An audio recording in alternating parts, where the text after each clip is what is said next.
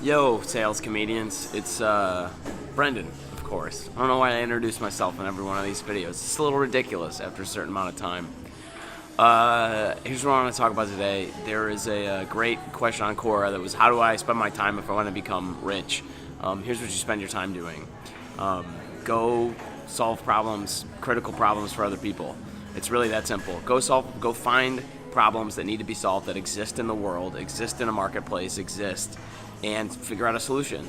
And that solution, if it pains enough people, they will pay you for a solution to that problem. They'll pay you to solve it for them. And then just go find a way to solve it for a heck of a lot of people. So the business of comedy is fascinating because Netflix actually solved the problem for a lot of people. But Netflix created a new problem, which is how do we keep new entertainment coming out, and how do we get people to record comedy specials, for example, that people know of and want to see? But there's a lot of comedians that nobody's ever heard of, and so Netflix needs to get comedians people have heard of and get them to produce specials. But the problem is that there's only a limited number of those comedians. Now, there are a lot of comedians and they go around, but people actually don't really want to see them very much. People don't go to see live comedy too much. So what's fascinating about this is that people have actually began Netflix is interested in trying to develop comedians people have heard of in order to solve the problem of getting specials that people want to watch, basically. But the problem is that there was a comedy boom 30 years ago. It's a really long-winded way of me explaining this answer, but here's the thing. There was a comedy boom like 30 years ago, and the reason was that there was only like 3 or 4 TV channels, nobody had cable, and stand-up comedy was something that people could do very simply in their local market, just pay for a stage. Then people could sit and drink at a bar. They'd have 3 or 4 drinks. They'd watch a comedian entertain them. That's why there was a boom. Suddenly everybody had that idea, and it was everywhere. These days, it's different because people might want to see stand-up comedy, but they actually want to go see it. They're going to see it on YouTube. They're going to see it on Netflix, Hulu, Amazon, Prime, any of these places. They're not going to go see it in their local market unless it's a big name that comes around. So it's a supply and demand issue.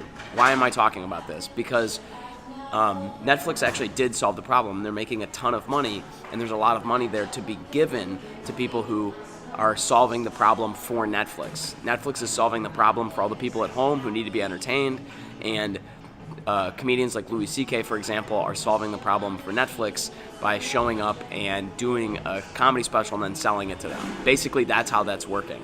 It's really simple. So I relate that back to this answer because I go, listen, if you want to become rich, spend your time doing 2 things. Find critical problems that other people have that you can solve for them, and then solve them at scale and ramp it up. So if you want to be a billionaire, solve a $1 problem for 1 billion people. That sounds crazy, but McDonald's did that easily. I don't want to say easily, but you get the idea. It's just a math problem. The second part is this: don't have that much, then solve a $10 problem for 100 million people. Solve a $100 problem for 10 million people. As soon as you reduce these orders of magnitude, a $100 problem for 10 million people is really not that nuts when you think about it.